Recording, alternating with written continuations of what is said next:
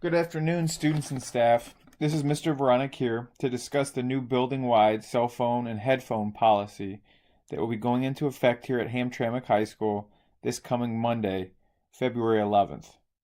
It's really important that all students and staff are aware of these new guidelines, which I think everyone will agree are pretty much common sense, as they pertain to using respectful manners and maximizing learning during instruction.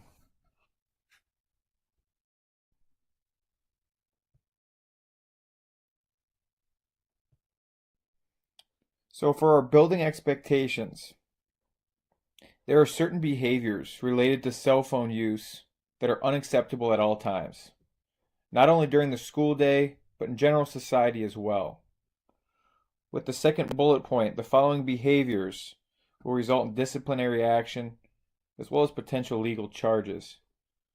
Interestingly enough, when we surveyed all of our students and all of our staff recently, 95% of staff said that cell phones are a major distraction for student learning and for students to meet their academic goals in the classroom. That number may not surprise you a whole lot, but more than 80% of students agreed that cell phones were a major distraction during instructional time. I personally see it not only with students every day, but also with adults all around us in the world. Cell phones can be a great tool, but they are getting in the way of us meeting our academic goals and being productive a lot of the time.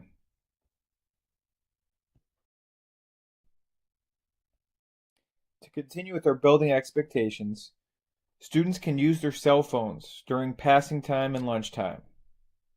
Students using headphones can only have one earpiece and have one ear open at a time. If a student wears two earpieces at the same time, the first time a student's caught doing so, the student will be warned to take one earpiece out. If a student does not take out the earpiece, they will be sent to the office. Second time through, second warning, students will be sent directly to the office. So very little change is occurring within this piece here. Students can still use their headphones and their cell phones while in the hallway. Students can still use their cell phones to text or listen to music during passing time or in the lunchroom, as both of the hallways and the cafeteria remain what we refer to as green zones. The one major change here is that if you have headphones in, you are only allowed to have one headphone in at a time. This is a major safety issue to have two headphones in. There have been a ton of cases this year when a teacher or an administrator has tried getting a student's attention and they were unable to because the student had two headphones in with loud music. In the event of an emergency, that would obviously be a huge problem.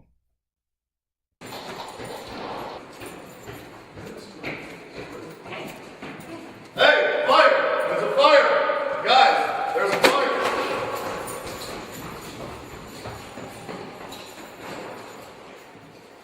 Fire!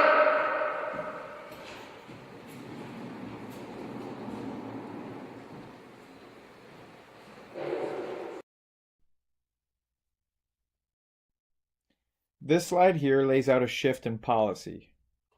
Each classroom will have a different designation that is up to the teacher. The designation given to each classroom is either called a red zone or a yellow zone. I'll read through what each of those mean in a moment. It's important to know that no classrooms are green zones. So, in no circumstance can a student take a phone call or send a text in a classroom or while in the hallway during class time. So, if you're in the hallway to use the restroom during class, you still cannot use your phone. Instructional time is treated as instructional time, and we want you in the classroom maximizing that time. Teachers may change their designation from yellow to red depending on the day. Students will be informed of this change at the beginning of class. So to go over the slide, levels of acceptable usage of cell phones. In a red zone, cell phones are not allowed in the classroom due to learning taking place. In a yellow zone, cell phones are regulated by the classroom teacher, and students must receive permission from the classroom teacher before cell phones can be used. There are no classrooms that are green zones. Green zones are free access to cell phone usage. Again, you can only have one headphone in at a time. Those are hallways, the lunchroom, and before and after school. Again, teachers will notify you each day whether they're Can't use your phone in the office, it's a red zone. You put it away. Fine.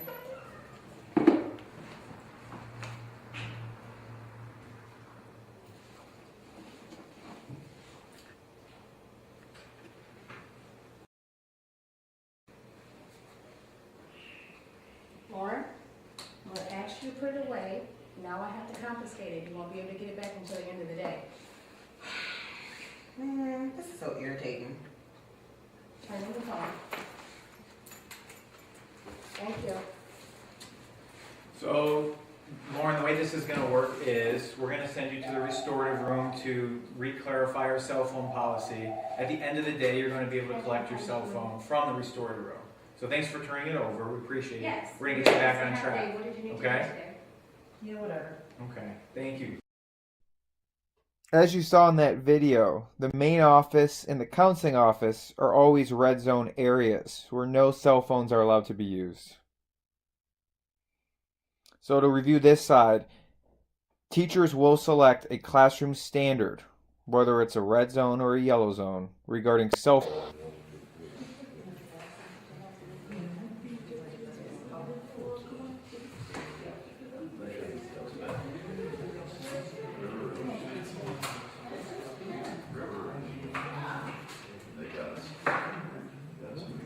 Please. So in order for this to work, we need to work together and. We're working together. We're working together. How are you working together?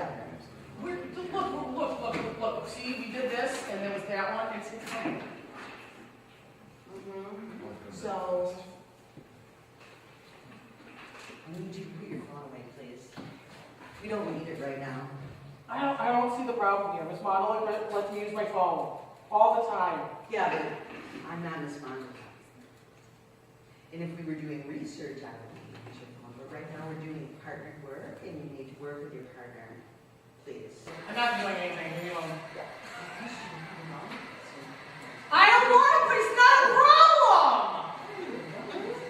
This is just a phone. I'm doing my work. We have another room to go to. When I leave, I didn't do anything. I'm not doing anything. And you know, I could look at that positively and say, you're right, you're not, that your partner's doing all the work, but instead, let's go out there.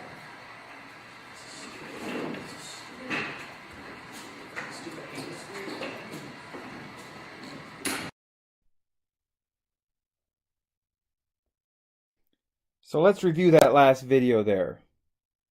A student is considered in class once the bell rings. Even if you're in the hallway, that means your cell phone needs to be away.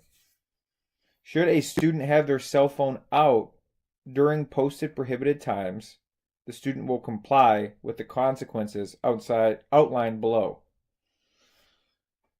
The first offense is a general warning for the entire class. After this, all students are on their second offense. For example, Mr. Haloris may say, "I noticed a couple cell phones out. Please remember, we are a yellow zone." During the second offense, this will look like a proximity warning. So for example, Ms. Vujic might move by a student with their cell phone out, tap them on the shoulder, and politely say, "Please put your cell phone away," to maximize learning. Now for a third offense, a student is going to be sent down to what's called the Cosmo room or the restorative room. When the student gets down there, their trip down there will result in the loss of their cell phone for the day. This is important. I'm going to repeat that. So when a student is sent down to the Cosmo room, which will be down in the auditorium, it will result in the loss of the cell phone for the day. Repeated visits down to the Cosmo room will result in cell phone plans with specific students. Excellent, Mr. Browning. Good work. Keep it up. Mr. Hartson. Man, it's SpongeBob. SpongeBob's pretty cool, but this is the third time we've had to have this conversation, Mr. Hartson. I'm going to need to have a conversation with you out in the hallway. Thank you.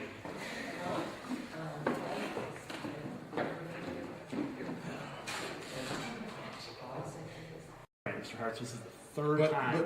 I know. But my mom's gonna call, man. I know, but it's the third time I've given you a chance. I'm going to have to ask you to take your phone down to the restorative room and turn it in. Oh, man, fine. This place sucks, man.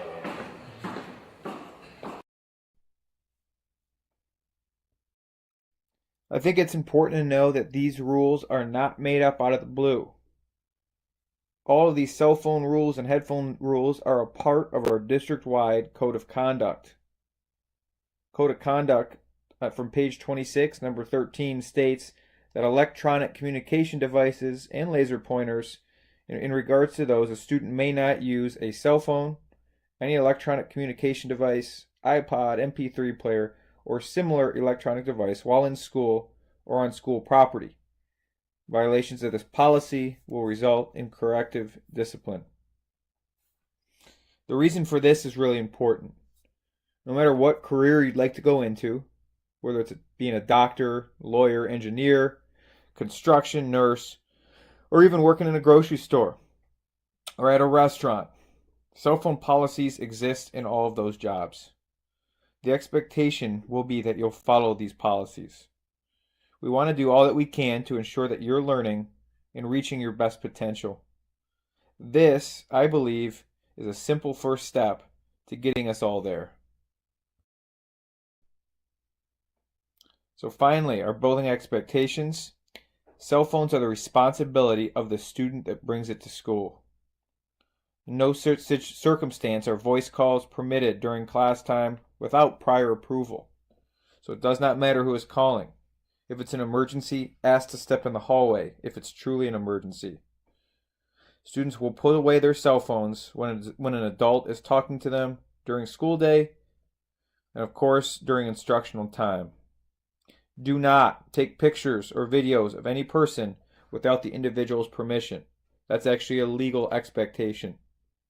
Finally, students must have phones on vibrate during the school day.